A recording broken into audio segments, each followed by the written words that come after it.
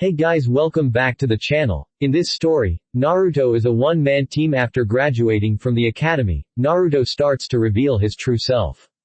Won't everyone be surprised at what the demon can do? Powerful Naruto X Harem. Be sure to check the description for the creator of the great fanfic and don't forget to leave a like and subscribe to this channel. Now let's start the story. Chapter 7 Celebrations. Disclaimer: I think if I owned Naruto I would have even less of a life than I have now.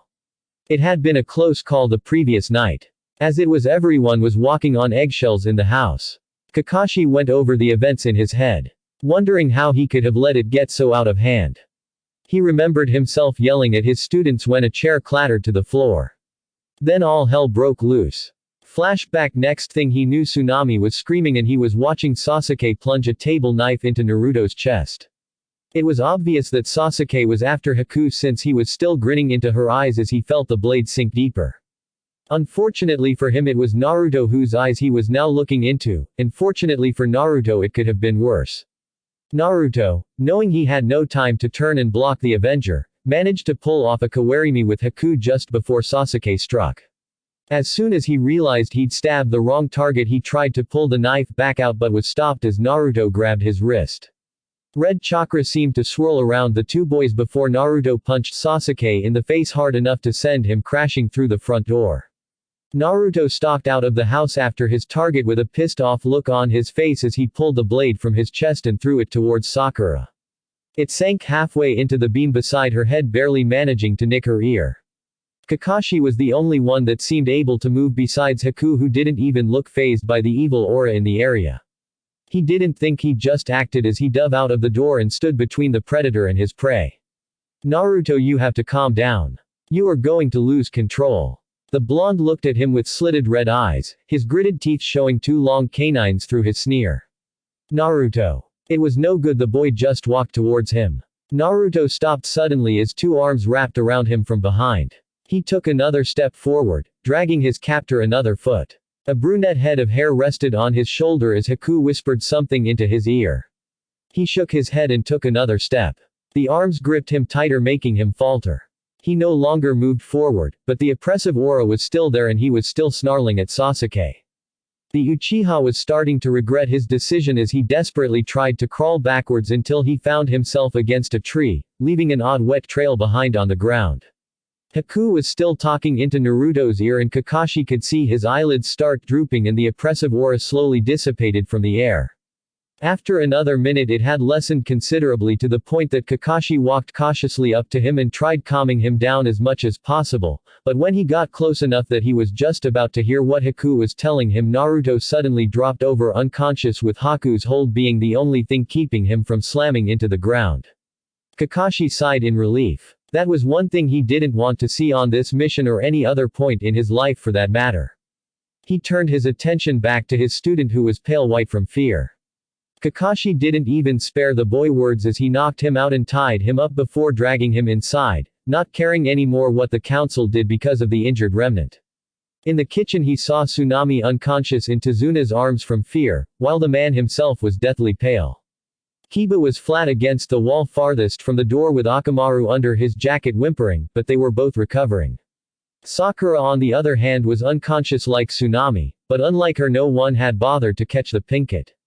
He signaled for Kiba to grab the girl and follow, which got a slow nod and a shaky, "Hi," from the boy. When they arrived at the room for the boys of Team 7, Kakashi threw Sasuke on the floor before getting some rope and tying him up to a stalk. Using excess of the same rope he tied up Sakura before taking her to her room and tying her to a stalk as well.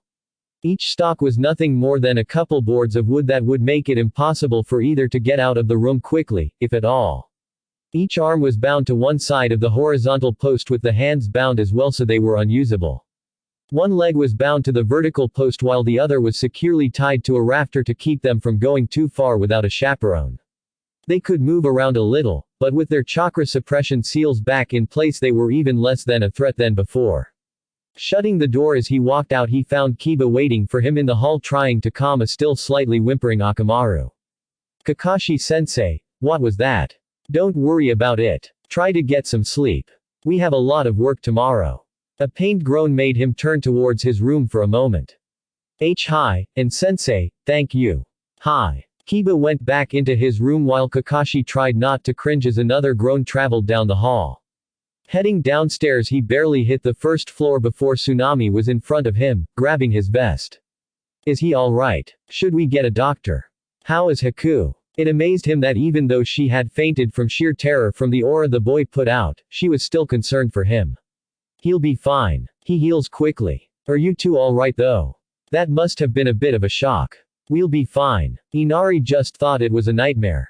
He's already asleep again. I see. Well, we are still on a mission, but Sasuke and Sakura will be sitting out the remainder. If you see them about without one of the rest of us, I need you to come find one of us right away. Neither of them is to be trusted for the remainder of the time we are here. Both of them nodded to Kakashi, still a bit stunned at everything that was happening. We will see you in the morning. Hey, I'm kind of hoping the bridge doesn't get finished now. I'm really not looking forward to facing the council when we get back. Well, that's life, I guess. Good night. Flashback end. Tsunami put a plate down in front of him, bringing him back from his daydreams as the smell hit his nose. Thanking her, he finished his plate quickly before Tazuna, Kiba and he made their way to the bridge to start the day's work. Without Gato around, and with the immediate threat of attack gone, many of the workers who had quit were now waiting patiently at the work site. Each one bowed down and apologized to Tazuna for their weakness when they should have been fighting back. He just brushed it off though and began handing out jobs. The day passed as if nothing ever happened. The blood and grime from the battle was washed away days ago. The only sign that anything had happened being the patched scrapes from weapons and a couple blood stains that had seeped in too deep to clean in one go. Back at the house, things were a little less smooth. Sasuke could be heard throughout the house yelling for someone to untie him. In the next room over, Sakura was sobbing to herself, wishing that she were free so she could answer his cries for help. Meanwhile, down the hall, Naruto was still asleep, but his wound had healed over. Haku doted over him like a mother would a sick child, even though he just seemed to be suffering minor chakra exhaustion. She hadn't left his side all night, relying on Tsunami to bring her dinner as she watched over the boy that saved her life the night before. Unlike his selfish counterpart, Naruto had used the same skill to put himself in harm's way rather than the other way around. He had taken the hit meant for her, and yet all she could do was watch over him as he slept. She had been tempted many times to go over to the Uchiha's room and end his life, but for the peace of mind of Naruto she couldn't. If she did, he would see her as no better than the Tem that tried to kill her when she was mostly helpless. It wasn't until mid-afternoon that Naruto made the first signs of consciousness. Haku hadn't seen it though, as she fell asleep on his chest while listening to his steady breathing. He blinked his eyes open, staring at the ceiling of the room as his senses reawakened. He could see that it was light out at this point, and there was weight on his chest. The smell of wildflowers hit his nose as he listened to the steady sound of someone breathing near him. When he finally lifted his head off the pillow, he saw Haku curled up beside him and half on him. He eased himself out from under her, being careful not to wake her. As she lay sleeping, he crept out of his room and made his way downstairs where Tsunami was making herself busy by cleaning up the downstairs. Good morning, Tsunami-san. He called out with a big smile on his face. Oh. Good morning, Naruto-san. You startled me. Hey, sorry about that. I guess I'm a little late for breakfast, huh? A bit. There is some rice in the cooker still if that is enough, but if you want more just let me know. That will be fine. Thank you. Naruto left the room with Tsunami watching his back. Even though she had seen him injured before and knew his healing abilities, it was still a wonder to see him up and about like nothing happened after being stabbed in the chest by someone who was supposed to be his ally. What she didn't know was that there was still a lot of emotional pain on his mind. Sure, Naruto didn't like the Tem, but he had at least trusted him enough to not try to kill someone in cold blood, let alone someone nearly defenseless. Then there was the fact that he was stabbed after making sure that the rest of the mission got completed. A portion that the Uchiha was obviously not capable of at the time, at least to the point where he would have most likely attacked friend and foe alike. Now said Uchiha was tied up without a chance at getting freed anytime soon, and with Gumdrop out of the way, no one was going to help him get free either. The main issue was that Sasuke had brought up so many memories that Naruto was hoping he could have some reprieve from. Memories of the attacks that the Konoha villagers made on him. The whole time he was eating his mind was running through those memories as he sat in a daze just staring at the wall. It wasn't until Haku put her hand on his shoulder that he realized his bowl was empty. He had no idea how long he'd been sitting there, but he definitely hadn't heard her come up to him. He mentally berated himself for being caught unaware. Oh, hey Haku. Did you sleep well? He stole a glance at her off to the side as she sat down next to him. He could see the worry and a bit of confusion on her face. Hi, I'm fine Naruto-kun, but how are you?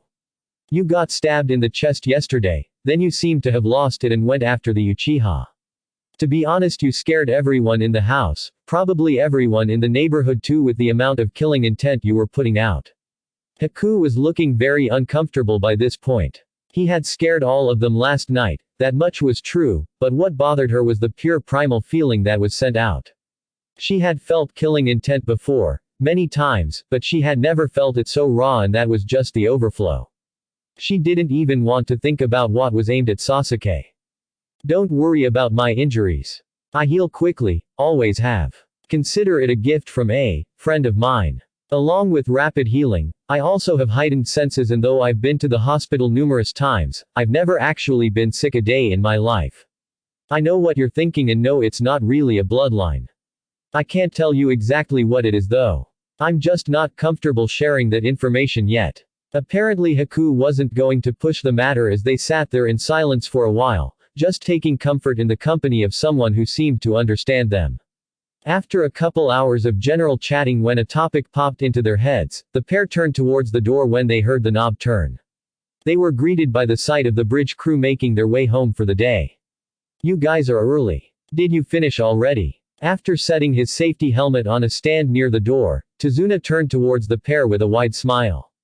Not yet. I decided to spread the last bit over 2 days so we wouldn't end a day with only 2 feet to go. Would be a waste to call everyone out early only to be done in an hour, so we're just going to have 2 early days. His grin changed to one a little more sinister. Since you're both up, I'll assume you have been keeping each other company. A quick wink to the two told them all they needed to know about what he might be insinuating. Despite how innocent their conversation was, the two still couldn't help but blush a little at the insinuation. When Kiba saw this, he of course got his hopes up once more. Maybe Naruto will go for this new chick and that will leave Hinata free for the taking. Even if he doesn't, this girl doesn't seem half bad. Oi, Tazuna-san. It's nothing like that. We were just talking about ninja stuff, mostly. Besides, I have a girlfriend at home, so it's not like I'm really free or anything. As much as he hated to hurt others, Naruto felt he had to make that clear. He had seen how well Haku and him were getting along and he was looking for a way to break the news to her. He didn't feel right just coming out and saying it to her face just in case he was reading into it too much. Tazuna just provided the perfect opportunity though, and by the look that flashed across the young girl's face he was right on the money in his assumption.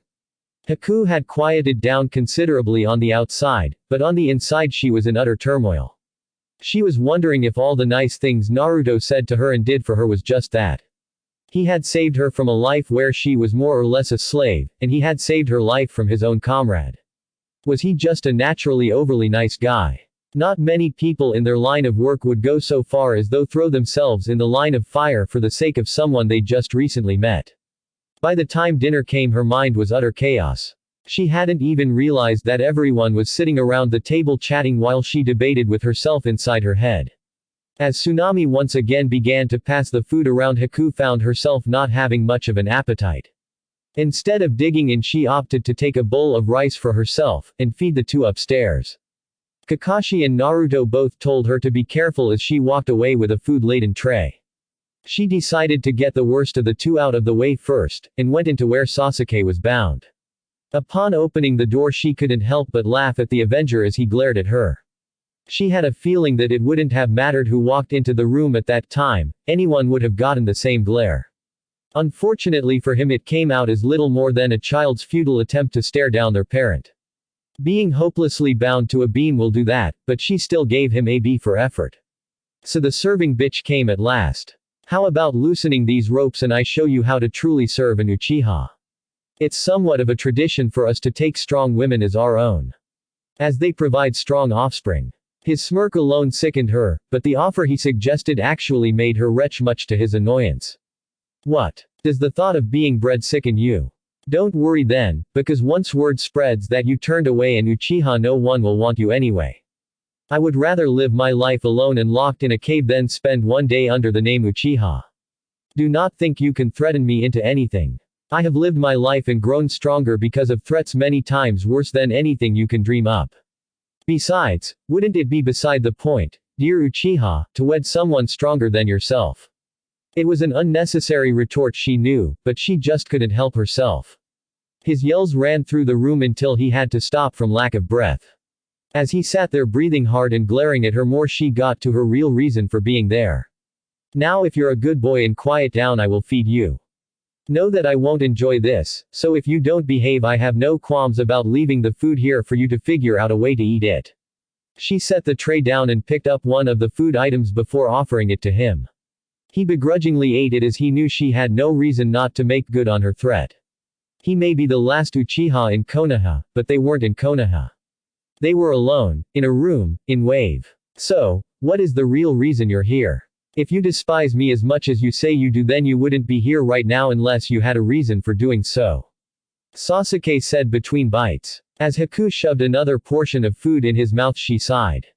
She was hoping to get through the whole meal before he figured that part out. I want to know what you know about Naruto. You went to the academy together, so you must know at least the past few years of his life.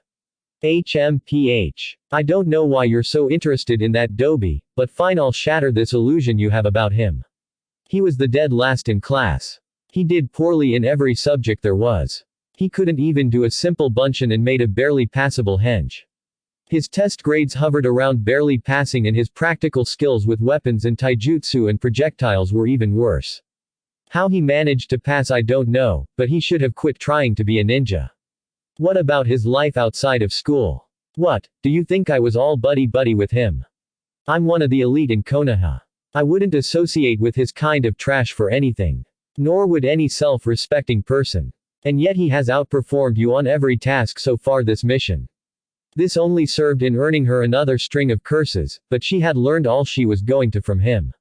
She left him yelling warnings and threats behind her as she closed the door on him and made her way to the next target. She took a deep breath before entering the room of Sakura. This wasn't going to be pleasant. Even if Sasuke's room would have been sealed in a sound barrier, the Pinkett would have found some way of hearing his yells.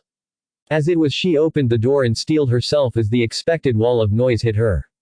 What were you doing to Sasuke-kun?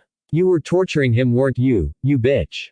Just because you're jealous of us doesn't give you the right to damage him so others can't have him. Why don't you just kill yourself? You should have died last night anyway. You're just lucky that Naruto Baka got chivalrous and saved you. Otherwise Sasuke-kun would have torn you to shreds. Haku finally got a chance to get a word in when Sakura decided breathing was a good thing. Do you want to continue or do you want to eat? Haku rose the tray a little more to emphasize her point. Sakura only glared as her stomach answered for her, which seemed to only worsen her already bad mood, but at least she shut up. Unlike Sasuke, Sakura was silent the whole time she ate. For someone who Naruto said was the biggest known brain of the Kunoichi, she didn't seem to be able to figure out or care why Haku was the one feeding her. It wasn't until the last bit of the meal was in the girl's mouth that Haku broke the silence. She would have done it sooner, but she was too busy marveling that the girl could actually keep her trap shut so long.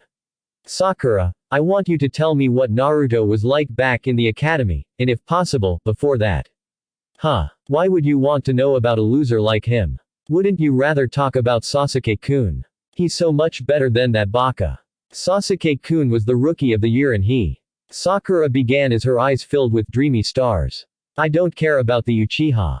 I've seen all I need to see of him to come to my own conclusions.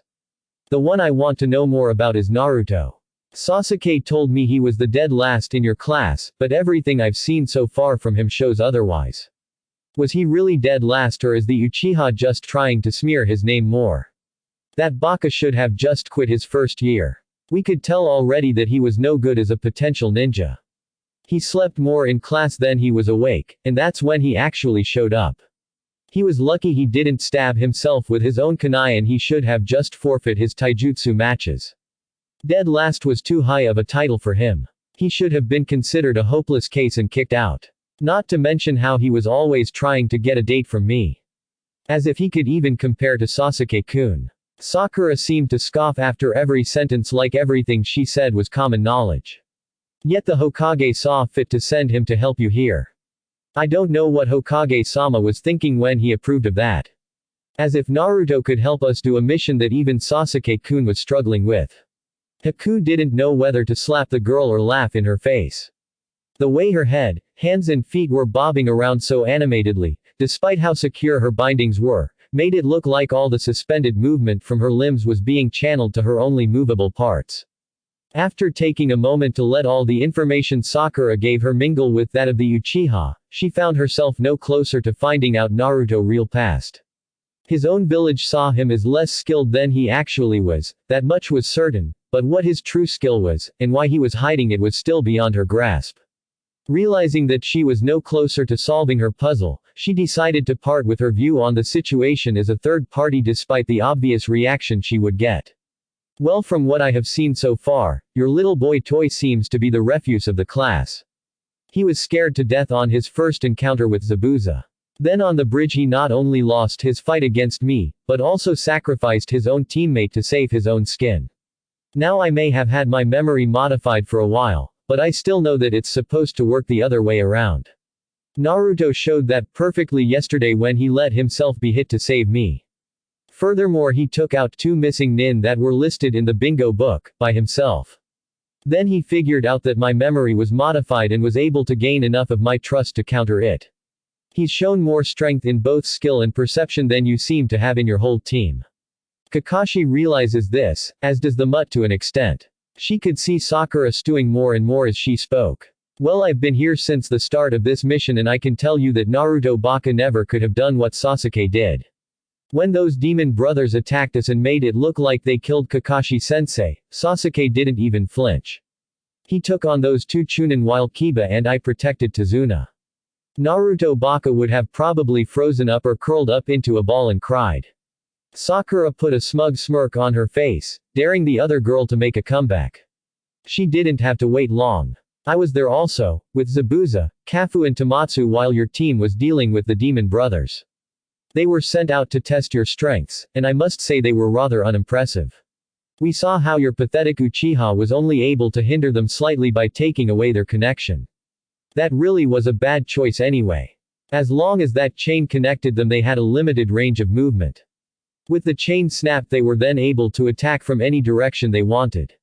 Unfortunately for them they never hit Kakashi, whom defeated them when they were about to rip your team to shreds. Kafu stayed behind to deal with the demon brothers for failing, and making sure they couldn't do so again. Sasuke still did better than Naruto Baka could have. Sakura-san, do you know who Kafu was? Quote. He was a Jonin rank missing nin from Kurigakure. He is listed in the bingo book as an A-ranked threat. Okay, so, why do you think he wasn't at the bridge? Quote. I had thought it odd that he never caught back up to us, but I dismissed it until this afternoon. While Naruto and I were talking he told me exactly what happened to Kafu. Kafu was a rather arrogant man, and when he saw Naruto hopping along I would bet he was thinking he would have an easy time. Naruto sensed him and was able to set up a trap planning to disable him enough to at least even his chances. While he didn't count on it, Naruto's trap disabled my overconfident companion to the point where he was the easy one to pick off. Which is exactly what Naruto did. Haku paused for a moment to let the information sink in. Then almost slapped her forehead as the other girl started to smile. So Naruto got a lucky kill. Sasuke-kun wouldn't even have needed to set a trap I bet. He could have taken down that Kafu guy easily. Now this was just getting sad. Sakura, Kafu was stronger than me, so if I beat the Uchiha that would put Kafu ahead of him as well. Setting that aside, my point was that you 3 had faced Chunin and did okay. Naruto-kun faced a Jonin and not only didn't back down, he was able to stay calm enough to think up a way to trap the other ninja and hopefully wound him enough to have a chance at winning. He didn't go into a fight knowing that he would win, he thought of the best way to have a chance at winning and. Kun. You said Kun. Oh my god, you like Naruto Baka. No wonder you're trying so hard to defend him. I don't even know what to think of you now. That's just disgusting. Hinata agreeing to go out with him was bad enough, but another one. Just get away from me before the disease you people have spreads. Sakura made gagging noises as she turned away from Haku while mock-retching. Haku just sighed. Well, I can see that you are about as serious with your social life as you are with your ninja life. Have fun prancing around your fairy remnant of a once great clan. I'll stick with the people who really know what life is about. Before Sakura could retort, Haku had left the room, though a few muffled shouts could be heard through the closed door.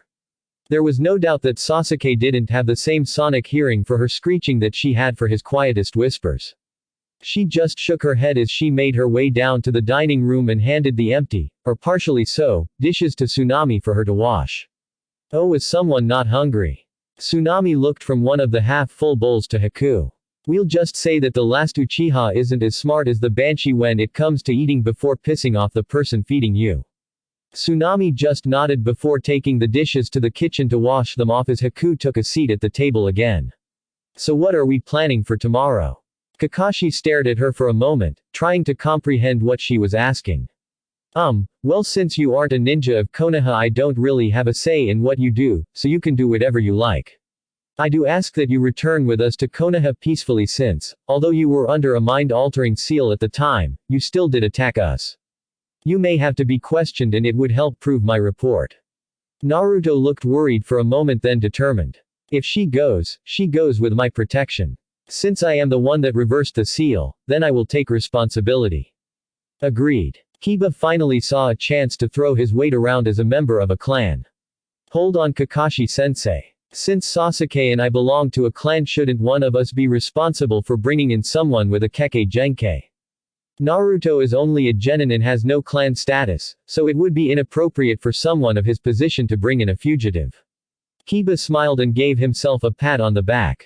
With the Uchiha trying to kill her, it was obvious who would be picked to take her in. Then all he would need to do would be to put in a few good words for her, and when she was let go she would fall into his arms. Perfect. Almost. First off, Kiba, clan status doesn't matter one bit when you're the same rank. The only exception is a clan head, which you are not, and though Sasuke Tem likes to think he is not either. To be a clan head you have to be jonin in rank. Until then you are a regular ninja with some special tricks. Also, the one who captures a rogue ninja is the one who has first rights to bringing that ninja in. Naruto saw Haku look up like she was about to speak, but he held up his hand telling her to wait a moment. Since I am the one who released her from her seal, I had effectively captured her. However, since she had a memory modification seal on her, she was never truly a rogue ninja, so while we prefer she come back with us to make our report a bit easier, she has no real obligation to do so. Kiba was once again furious that the blonde was outdoing him yet again, while Kakashi was astonished at the boy's knowledge of the laws of Konoha. Naruto, how did you know all of that? Even I don't know all of that. So he could be lying then. I bet he is just making it up to keep her for himself. Kiba snarled as he glared at Naruto. Just when I was starting to see a glimmer of hope in you, Mutt. The reason I know, Kakashi-san, is because I studied the Konoha laws constantly, so I knew exactly what I could get away with during my pranks. When I did get caught and they found out they couldn't do anything to me, they gave me an up-to-date law book and forced me to read it as punishment. I'm probably more knowledgeable about Konoha's laws than most of the council. Naruto smiled as fumes came from Kiba's ears at the fact that his sensei was going to allow this to happen. Kakashi was just laughing to himself. He always wondered how the boy everyone loved to hate always got out of harsh punishment. Well, at least the punishment that the council would have wanted anyway. Well, then it's settled. Haku will be under Naruto's care, if she decides to come back with us, that is. Kiba will be with me guarding the other two and making sure they don't do anything too stupid. First we have to get through tomorrow though. Not that it should be too difficult. Once the bridge is finished our mission will be officially over. The following morning we'll head back to Konoha and report in. Any questions? When no one answered, Kakashi bid them all a good night before making his way upstairs.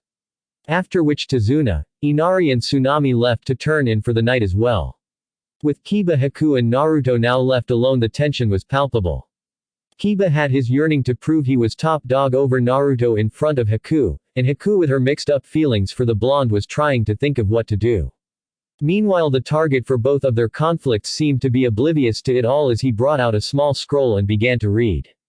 Kiba took this as an opportunity to make another jab at him.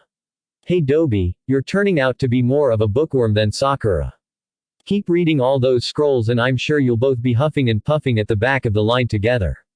Naruto just ignored him as Haku shuffled a little closer and began reading over his shoulder, which of course only made Kiba all the angrier. I know you have a deep need to know the basics, but is it really necessary to go over them at every free moment? Again he was ignored and further infuriated when Haku rested her head on Naruto's shoulder as she continued reading.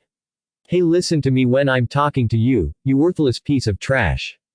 Kiba grabbed the scroll and threw it across the room as he glared at the boy.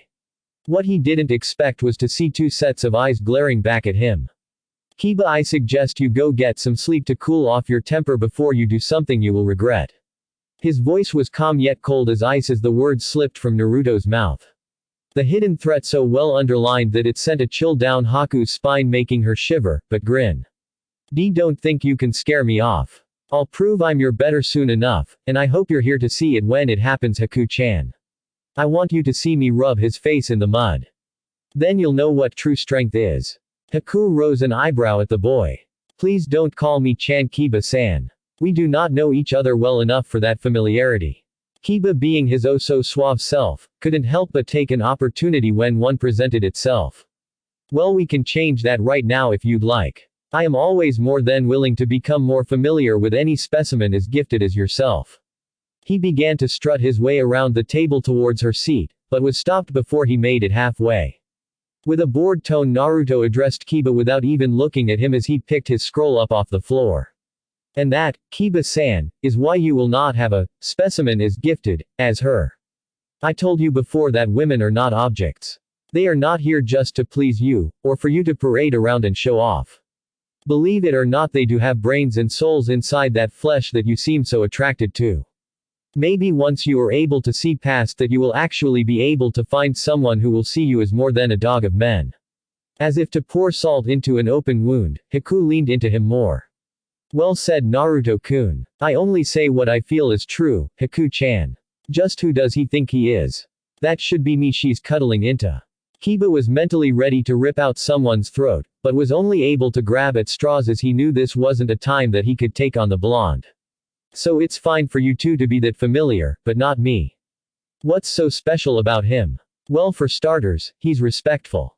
He has never pushed me to be near him, I came on my own. Nor did he ever talk down about others to put himself in a better light.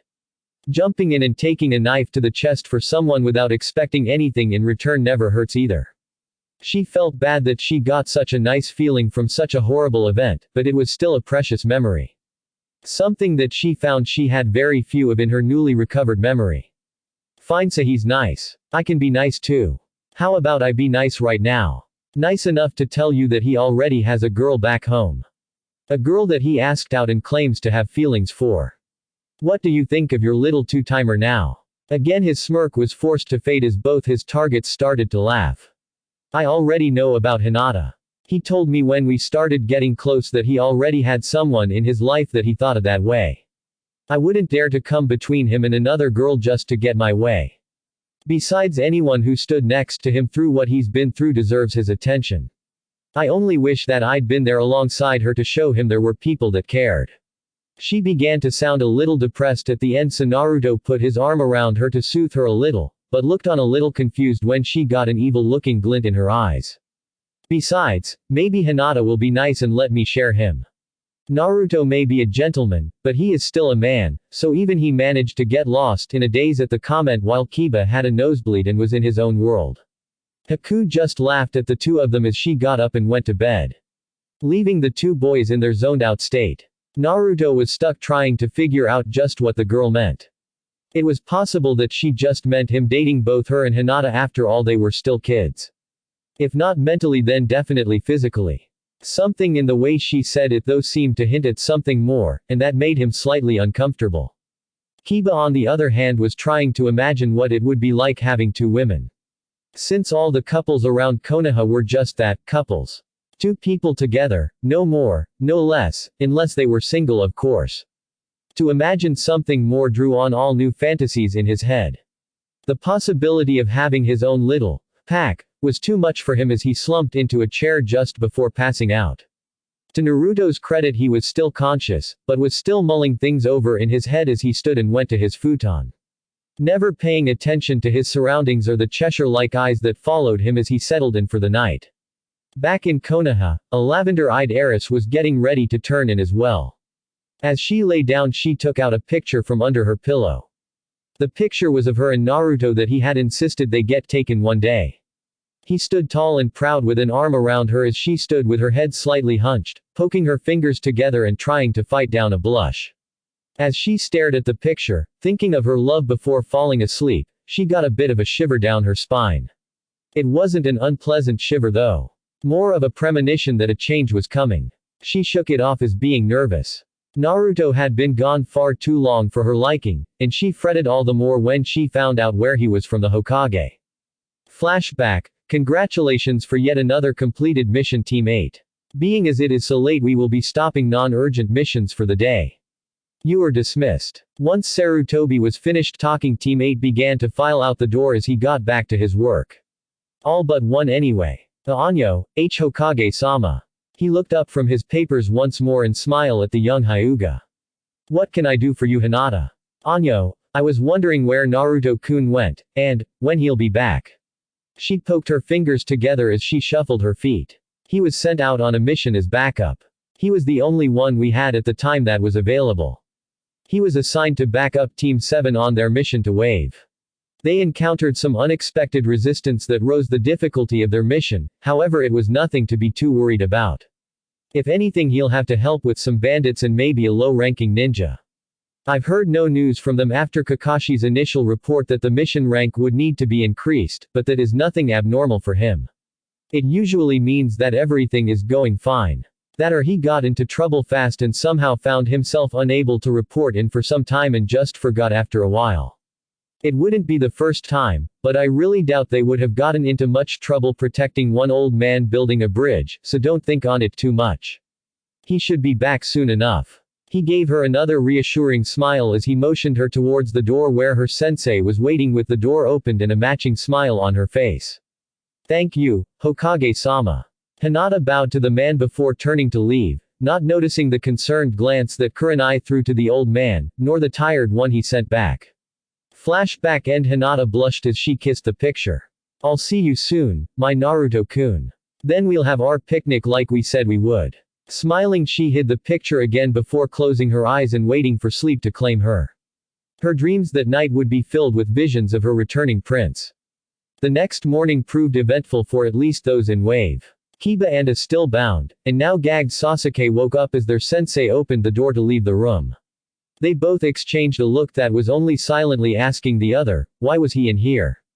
In Sakura's room, she was woken up when Kakashi opened the door and told her it was morning.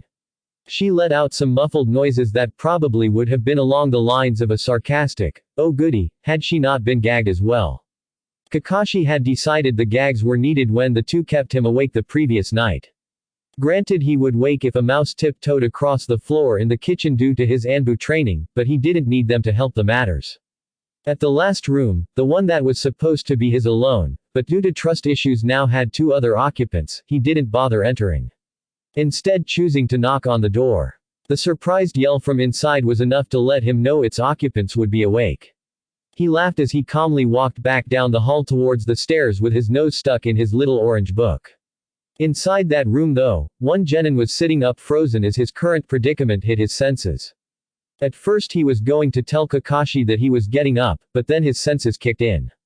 Touch and smell were first as the weight on his chest registered, followed by the smell of herbs. Next was sound as he took in the light breathing, then sight as he opened his eyes to find a sleeping Haku wrapped around his chest. It would have looked angelic in the early morning light, if he'd expected it.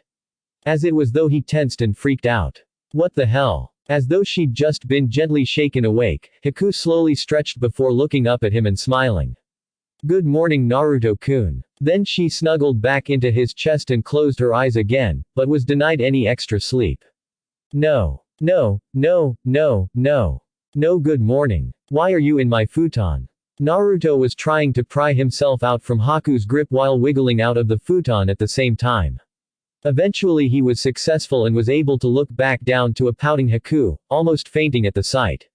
Still technically in the futon, though now only half covered by the blanket, Haku was laying with one arm propping her up dressed in only her underwear.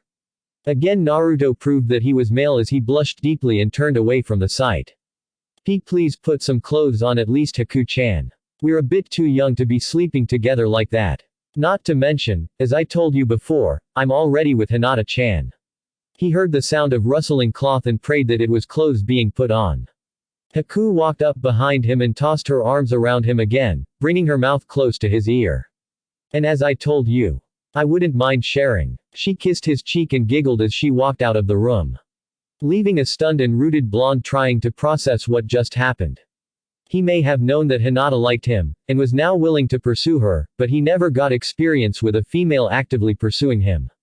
It was different. Not bad, but different. No matter how he looked at it, though, he felt ashamed that he was getting close to a girl other than Hinata.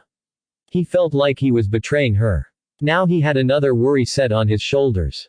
He would have to tell Hinata about this little development, and he had no idea just how to do that. One doesn't just walk up to the girl that loves him and say, "Hey, I met another girl while I was gone, but don't worry, she's okay with sharing. Hope you don't mind." No, that had bad ending written all over it. Best case scenario was a crushed heart. Worst case, she'd get her dad after him. That just spelled disaster if not death. This made his mind go off on yet another tangent. What did her father think about him? Did he even know about them being together? It's not like Hinata would approach her dad to let him know she was dating the most hated guy in Konoha. Even if she did work up the courage, he'd chain her up and never let her out again. An heiress with the scum of the village. A relationship doomed to failure. It saddened him to think about it, but all the proof was there even if it wasn't out in the open. The Hyuga were part of Konoha royalty. He could feel the weight of their relationship pulling his shoulders down. He growled to himself while shaking his head. All these thoughts so early in the morning were enough to send anyone's morning-hazed mind into a whirlwind of chaos. Shrugging it to the back of his head, he was just able to grasp the sound of someone calling him to breakfast, so doing the best he could at shoving his thoughts away, he began gathering his clothes for the day. By the time he made it to the table, most of those gathered already had their servings on their plates or were halfway done eating. Without a word, he took his place and threw food on his plate before seemingly swallowing it whole. Had they not been used to his ramen eating habits, everyone at the table would have been wondering if he'd been starved the whole time there. As it was, only the permanent residents of the house and Haku were staring at him openly.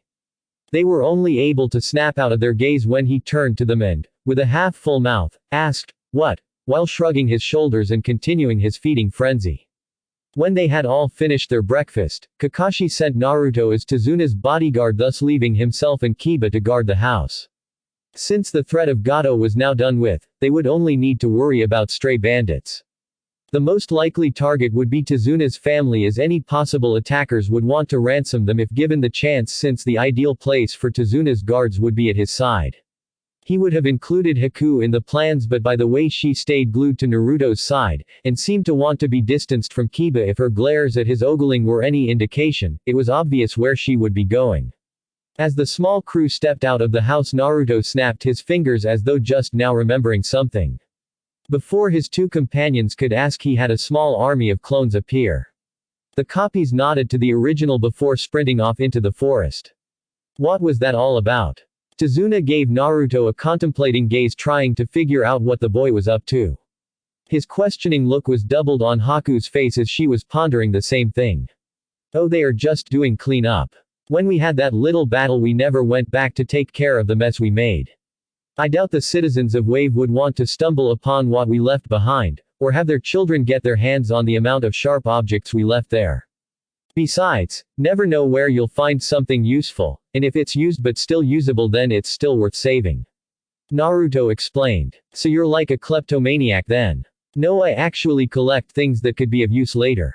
I wasn't really able to shop freely in Konoha, so I had to make do with what I could find. I guess it kind of grew into a habit. It's kept me fed more than once, and it's how I learned most of what I know about being a ninja. Oh. Haku and Tezuna both looked a little down. The boy's life was hard and they had somewhat of an idea of it, but to have to collect random objects just to eat a decent meal, it just didn't seem right. Anyway, they will be busy most of the day going through personal effects, gathering the weapons and disposing of everything that needs to be disposed of. A few of them are going to do a little scouting. See if I can find Gato's base of operations. No point in having his stuff rot in some abandoned house if it's useful. Not to mention we might get a foot in on any other possible dealings that we can stop. They both looked at him a little uncertainly. To them it seemed a little over the top at first, but after the explanation, and the added bit about finding Gato's hideout they had to admit that it was a useful thing to do. Haku especially thought as to how much it was like an intelligence-gathering mission. If he did manage to find anything useful they may just be able to stop another event like Wave happening before it even gets started. With that discussion out of the way they found themselves in pleasant conversation for the rest of the journey to the bridge. They discussed everything from the weather to cracking jokes about Sasuke and his little cheerleader. When Haku brought up what the boy had said to her when she was feeding them she thought Naruto was about to head back to the house and have some choice words with him, using his fists, but he calmed down and even laughed when she spouted out her reply to it. Once again though Naruto had shown his chivalry, and Haku could do nothing but add it to the running tally of good things he's done for her. Before she could thank him for the thought though the bridge came into view along with a crowd of cheering workers along with a few of the older villagers who were there to watch this crowning achievement of their town. The workload was light that day just as Tazuna said it would be. When Naruto went to make some clones to help Tazuna grabbed his readied hands and shook his head. No. Naruto nodded in understanding. They had shed blood, sweat and tears for this bridge and it was time for them to complete it, but they wanted to do so as a village, for the village. While Naruto's assistance was turned away, random villagers offered and were happily accepted. Though their work would be minimal, they would at least have a small sense that they had helped with the construction as well. Right before their lunch break the last section of the bridge was being laid and finished. The honors went to Tazuna who, with a tear in his eye, set the final piece. With a grand cry all the workers, onlookers and even the two ninja loosed out a loud cheer which was echoed throughout the village as its inhabitants figured out just what the noise was about. That night there was a festival to celebrate the completion of their new symbol to the world. A symbol to show that even the most tread upon people can accomplish great things if given the chance to do so. After the celebrations they had gotten home very late, but all were in high spirits. Well, all that weren't tied to posts anyhow. Naruto had even been nice enough to leave clones to guard so that Kiba would be able to go to the festival too. Though the dog boy came back with more than one handprint on his face he was still in high spirits. When they opened the door they found Naruto's clones had just gotten back from their side missions. Naruto excused himself as he led the parade of his copies out to the back of the house, away from prying eyes just in case they needed to give him information that he wasn't willing to share. The group that had been assigned clean-up duty handed him some storage scrolls each labeled with its contents. There were numerous weapons scrolls of various types, jutsu scrolls and supply scrolls most of which he sealed into one scroll for ease of travel. One scroll was simply labeled, Documents. Knowing what it held he had the clones that sealed their findings into that scroll dispel themselves. The rush of information came quickly along with the familiar mental exhaustion, but he now knew what the scroll contained. The clones had only skimmed the documents, but it was enough to get the gist of most of them. Many were simply letters to family or friends which was a little difficult to cope with since he knew those people would never receive letters from the recently deceased again. Others were of higher interest though. Contracts both with Gato and where their next paycheck would come from, bounty books of non-ninja but most of all information on other countries. Those would go to the Konoha Department of Investigations. Even the letters could hold information that could be useful. That scroll he left out along with one of the weapons scrolls. Setting those aside he turned towards the next set of clones. This was the set he had sent to look for Gato's base of operations in Wave. Again he was met with scrolls of the same types. Unlike the first group though he dispelled all of this group and a smile crept across his face at the information gained. After dispelling all of his clones and taking a few moments to recover from the strain, Naruto sealed up what he didn't need at the moment before heading back into the house. He found most of the company settled around the table talking, which stopped as soon as he entered as all heads turned towards him.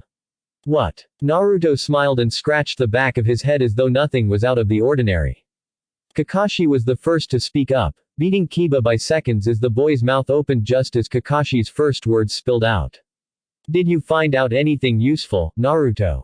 Said boy sighed. He really didn't want to go over this now. The festival wore him out a bit, as it was the first real festival he had been to without being chased away by a mob of angry villagers. Add on to that the mental strain from the clones, and he really didn't want to go through explanations, but he knew the Jonin wouldn't let it go without a word. There were a few interesting bits, Kakashi-san. I will go over them with Hokage-sama when we get back.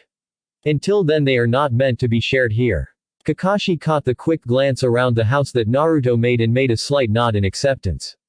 As a Jonin and once Anbu captain, he knew that sensitive documents were to be kept between the least number of people as possible so that information was not overheard by anyone who may open their mouth about it. Right now there were multiple possibilities of just that happening. Between Kiba, who would talk about it to people in Konoha to show he had privileged information, to Tazuna's family, whom had the possibility of being tortured for information if someone suspected they might have any. Other than that, it was mostly weapons and personal effects. Which reminds me. Shuffling through his pockets for a few seconds, he brought out the weapons scroll and handed it to Haku, causing a few raised eyebrows around the room. What was that for Dobi? Why are you giving her something if you won't even let us know what you found? In the recesses of Kiba's mind though, he wanted to know if this could be used as incriminating evidence to make Hinata his. If he's giving this chick presents, then he really is two-timing Hinata. Relax, mutt. It's just the Senbon I found. She used a lot when we fought, so I'm just replacing them. It's the least we can do for her help. If you're giving weapons to someone you just met, then how come the rest of us aren't getting anything? Because, first of all, you didn't even help in the fight. Nor did you last too long on the bridge, so you shouldn't have much to replace. Second, the payment we get for these missions is meant to cover the costs of replacement and maintenance of any supplies used on a mission. That is why the importance of aim is pounded into us, along with the obvious: if you don't hit it, it won't die. You could use a crate of kunai to take out a target, but why waste all of those when one well-placed kunai will do the job, and it's a lot easier to retrieve, or not as big of a loss if retrieval is impossible. Kiba was left speechless, and even Kakashi was a bit wide-eyed. Neither had thought about it that way before, but then neither had ever been in dire straits like Naruto had. The others, on the other hand, were nodding their heads. Knowing that wasting resources meant wasting money, and money was something that all them had been short on at some point. That was very though out, Naruto, and I can't argue against your logic, but I was in the fights as well and wouldn't mind a few replacements if you don't mind. He gave off his little eye smile to Naruto, who gave one back before unsealing a dozen or so kunai, which were happily gathered up by Kakashi and pocketed. Thank you very much, Naruto. No problem, Kakashi. You seem to be coming around, so I don't mind too much. The rest will be disappearing though for a while. Don't ask. I'm not saying what is going to happen to them. I have a few things I'll be giving out tomorrow, but that's a surprise. When are we planning on heading out, and how are you planning on transporting Tweedledee and Tweedledum? After the chuckles that went around the room settled down, Kakashi was able to answer. I suppose we'll stick around for lunch then head out afterward. No point in spending another whole day here. Since the bridge is finished, our mission is complete, so we need to return as soon as possible. As far as getting Sasuke and Sakura back to Konoha, we can't really keep them tied up and expect to make decent time, so we'll run an escort formation with Kiba and myself in the front, those two in the middle, and yourself and Haku in the rear. That way they won't have the back of anyone they detest, so there will be plenty of warning if they try anything. Agreed. Well then, I'm heading to bed. It's been a long day and I am past needing rest. Naruto waved at them before heading upstairs. Well, I think that is probably the cue for all of us. A good rest will do us well for our trip home. Kakashi made his way upstairs as well, followed by Haku and Kiba, as Tazuna and Tsunami made their way to their rooms for the night.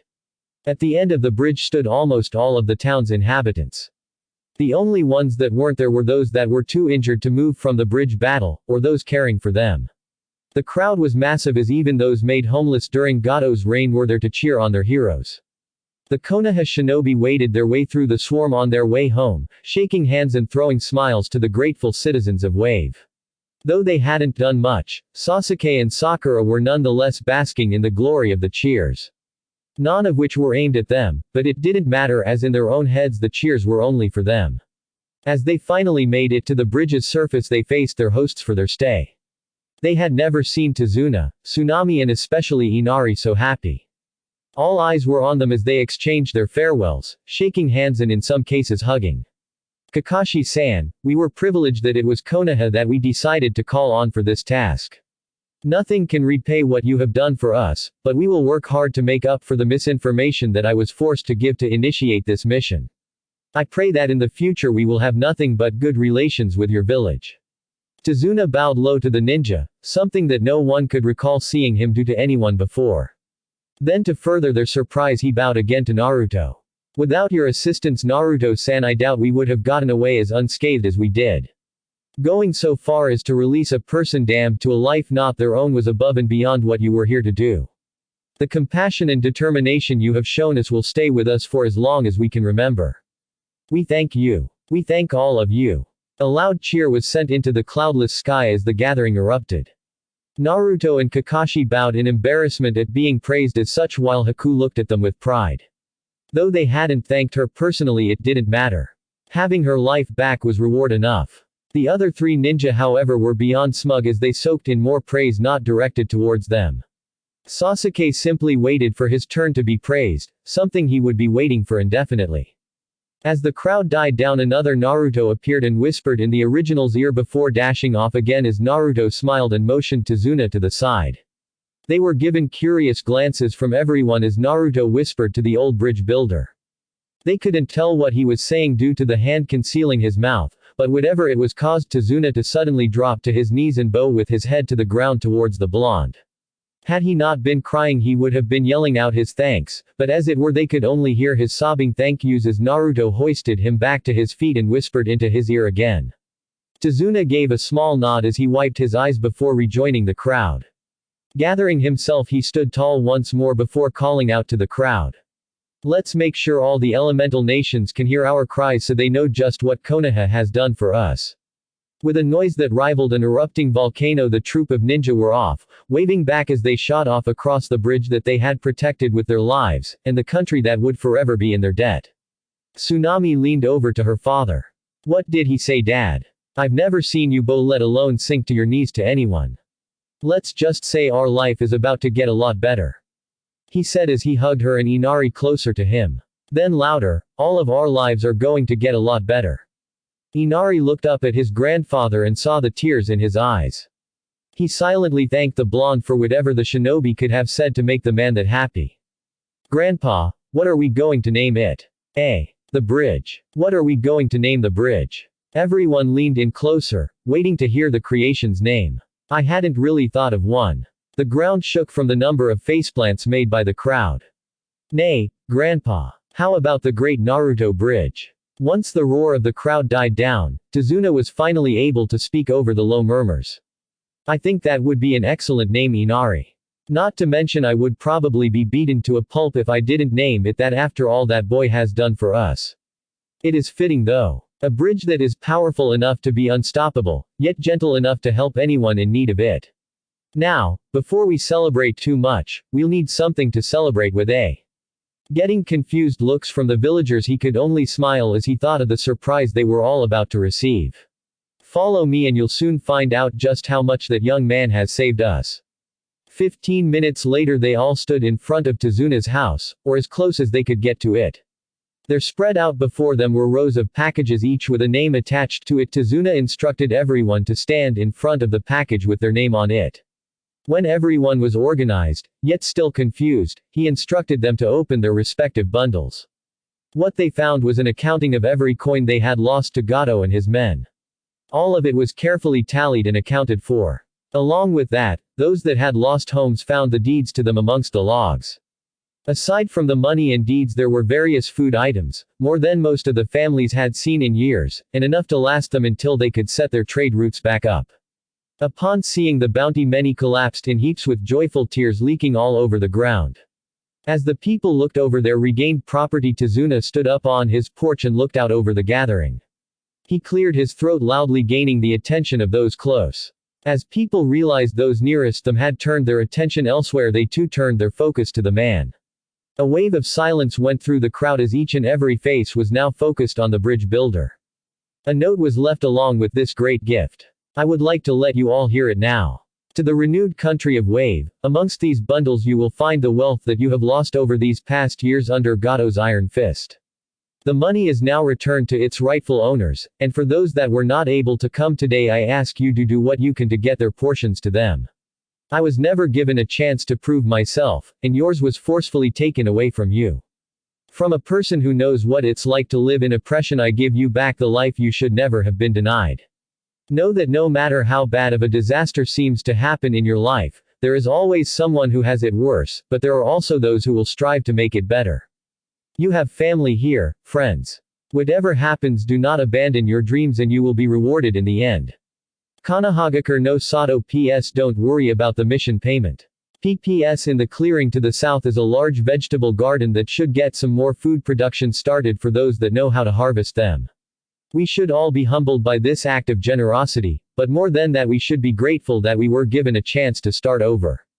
Let none of us waste it. A final cheer went through the village as people gathered their reacquired possessions along with those of the people that were not able to make it to this grand event. The tales made up about the group of ninja and how they saved Wave would be told over and over to anyone visiting Wave for many years to come. Anticlimactic, I know, but that is how it is with a high stress, well, anything really.